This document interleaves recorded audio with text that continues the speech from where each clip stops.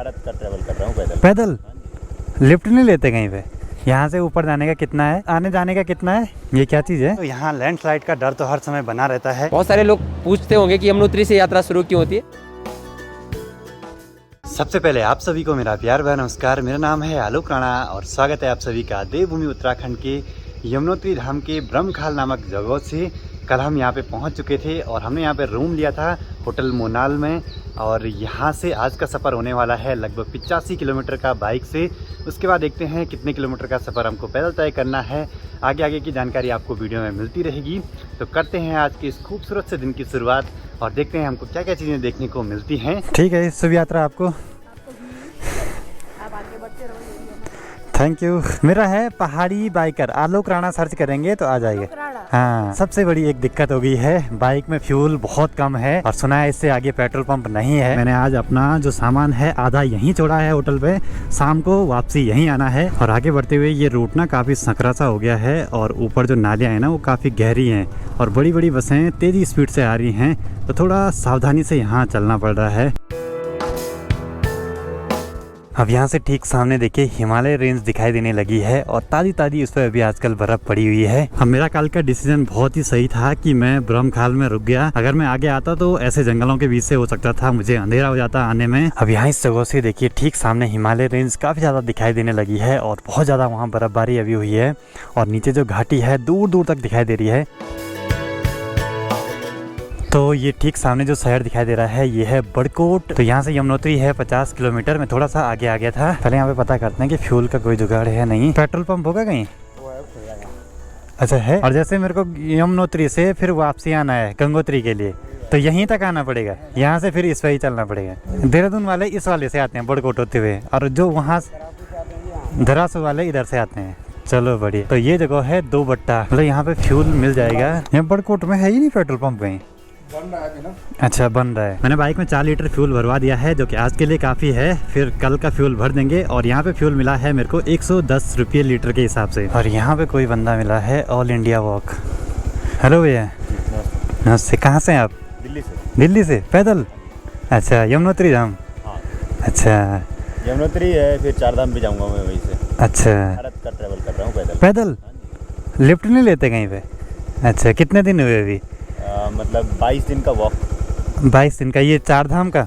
नहीं, अभी तक ये करने का मन मेरा भी बहुत था कि पैदल यात्रा पे निकला जाए, क्योंकि पैदल ना जैसे बाइक में है हम बीच की जगहों को मिस कर देते हैं, लेकिन पैदल आदमी हर एक जगह से हर एक तिनके से मिल के जाता है रास्ते में। और अभी हम पहुँचे हैं गंगनानी जगह पे। एक चीज़ बताओ, जो पीछे गंगनानी कुंड है ना, वहाँ पे गर्म पानी आता है? ठंडा पानी आता है। गर्म पानी कहाँ मिलता है? ऊपर ही मिलेगा यहाँ मुझे। चलो बैठो। यहाँ से कितने किलोमीटर है स्कूल? 5 किलोमीटर। तो ये है जी पहाड़ों में जो बच्चे हैं स्कूल को पैदल ही जाते हैं। हम भी जाते थे ऐसे ही पैदल अपने टाइम पे। और ये वाला दृश्य देख के अपने बचपन के दिन याद जरूर आते हैं हर किसी को। Atal Utkarsh government inter college Kharadi, district Uttarkashi.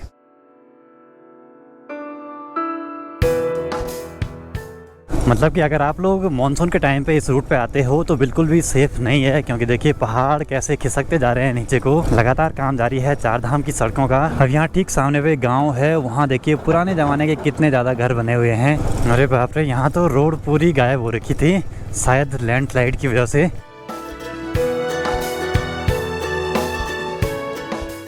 अब ठीक सामने पे एक गांव है, तो यहाँ पठाली वाले ज़्यादा घर हैं, मतलब पुराने ज़माने के। उसका रीज़न ये भी हो सकता है कि यहाँ बहुत ज़्यादा बर्फ़ पड़ती होगी, तो लोगों ने सीमेंट के घर कम ही बनाए हैं, क्योंकि ठंडे इलाकों में सीमेंट के घर उतने ज़्यादा सक्सेस नहीं है। अब ये जगह है सियान चट्टी। अब यहाँ से लगभग 12-15 किलोमीटर के आसपास रह गया है जान की चट्टी, जहाँ तक हम बाइक को ले जा सकते हैं। अरे वाह, गजब गजब गजब गजब गजब गजब। शायद ये सामने का पर्वत कालिंदी पर्वत है।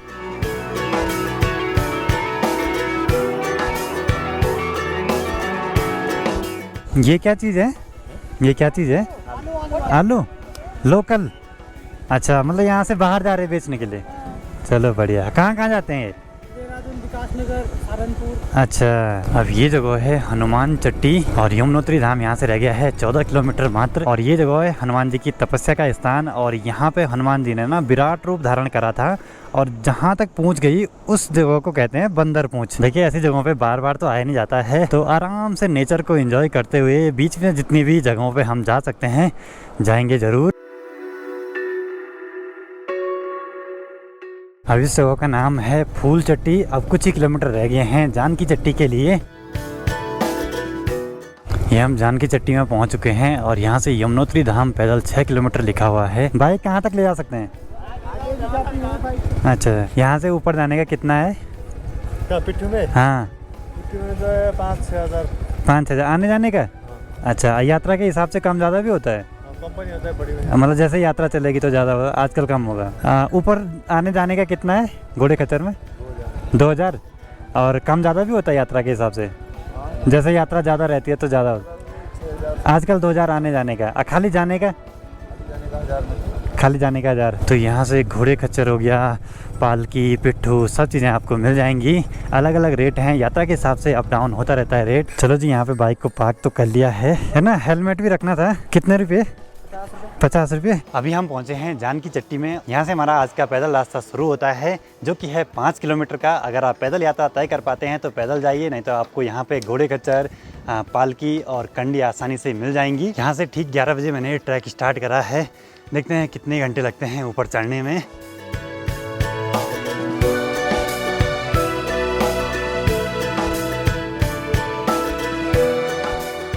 अब ये पहाड़ी इलाका है तो यहाँ लैंडस्लाइड का डर तो हर समय बना रहता है और मानसून के टाइम पे ये खतरा और भी बढ़ जाता है। अगर आप कोई भी ट्रैक करते हैं तो उसमें आराम आराम से चलिए, रुक रुक के चलिए और एक स्टेप बना के चलिए, तो आपको ज़्यादा थकान नहीं लगेगी। लेकिन हम तो पहाड़ी हैं, हम आराम से चलना जानते ही नहीं हैं।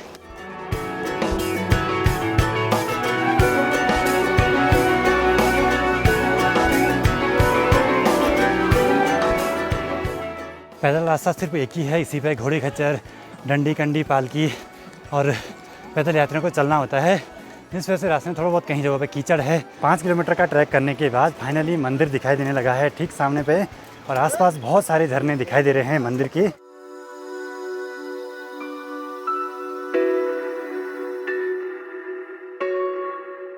फाइनली 1 घंटे और 35 मिनट का सफ़र तय करने के बाद हम पहुंच चुके हैं यमुनोत्री धाम में। अब यहाँ पे सबसे पहले तप्त कुंड में स्नान करना है।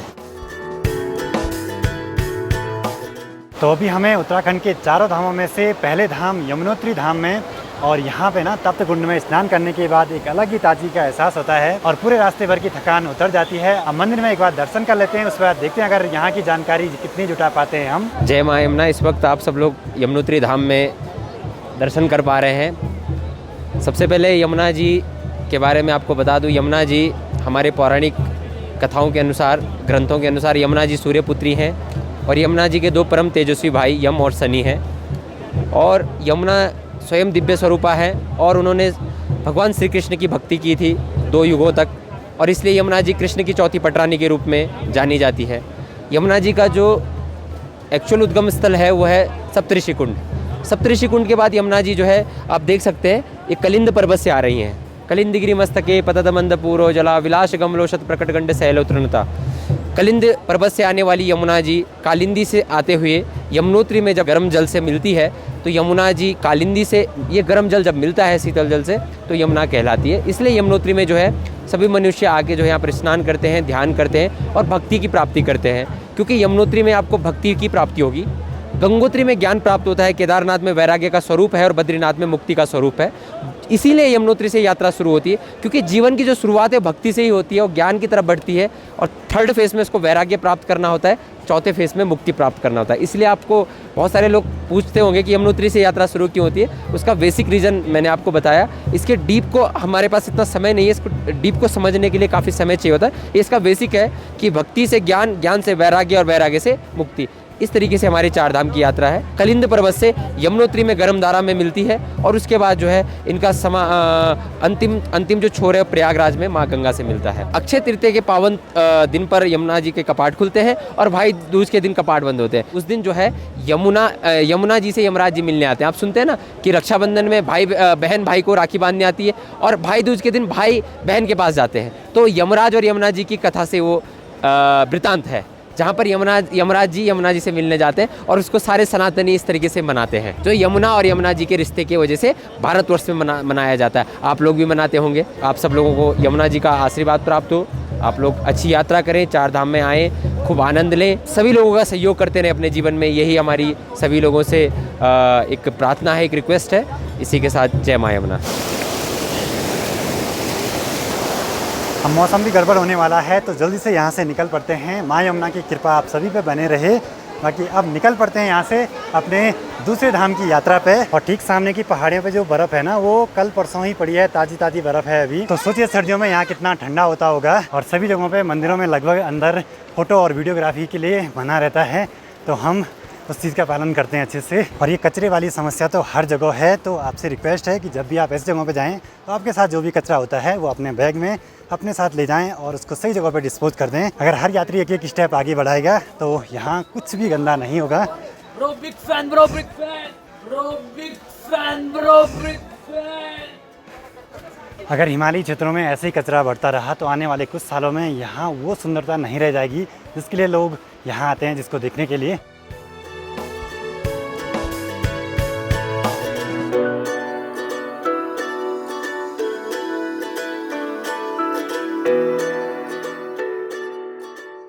मंदिर से हमने 2:07 पे चलना शुरू करा था और यहाँ पे पहुँचे हैं 3:14 पे, मतलब कि 1 घंटे और 7 मिनट का टाइम लगा वापसी में। शाम के 3:33 हो रहे हैं और मैंने यहाँ जान की चट्टी पे दाल भात खाया। अब निकल पड़ते हैं सीधे।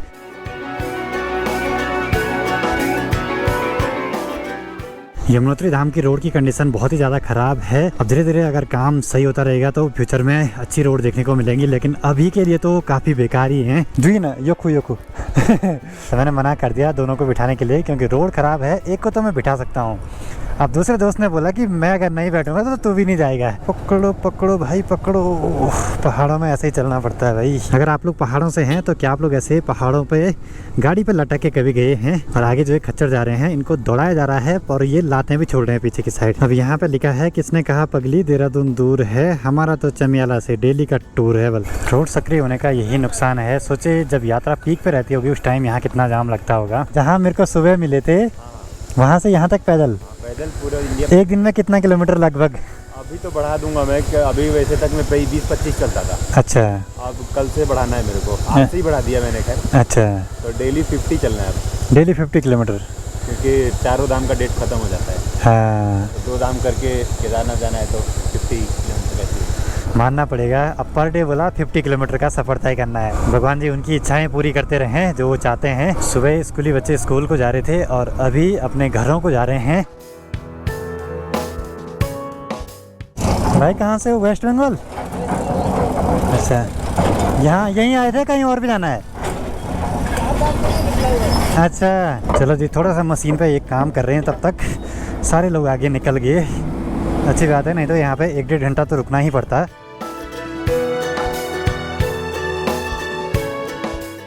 तो चलिए जी, हम पहुँच चुके हैं 2 बाटा में, जहाँ पे फ्यूल मिलेगा। तो यहाँ पे ज़रा 2 लीटर फ्यूल भरवा देते हैं फिर से। तो जहाँ पेट्रोल पंप नहीं है वहाँ ऐसी वैकल्पिक व्यवस्थाएं होना बहुत ज़रूरी है।